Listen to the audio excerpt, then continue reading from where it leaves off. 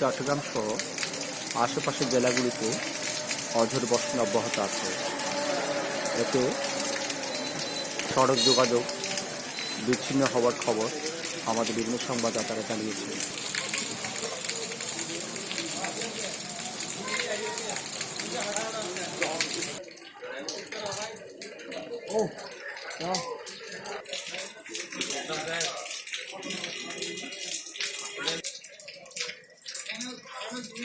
ভারী বর্ষণে বিভিন্ন জায়গায় পাহাড় ধসে 3 জনের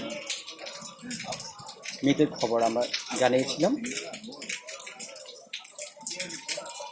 কাপ্তাই, বান্দরবান, কক্সবাজারের বিভিন্ন জায়গায় পাহাড় ধসে যোগাযোগ বিচ্ছিন্ন হওয়ার খবর সংবাদদাতারা জানিয়েছেন।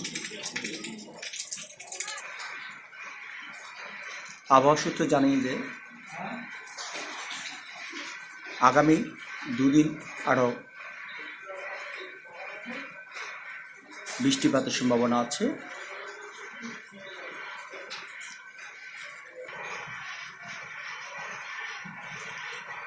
গতকাল রাত থেকে আজ সকাল পর্যন্ত অযোধ্যায় বর্ষণ অব্যাহত ছিল। এতে শহরের নিচু এলাকা সহ গুরুত্বপূর্ণ সড়ক হাঁটু থেকে কোমর পানিতে তলিয়ে যায়।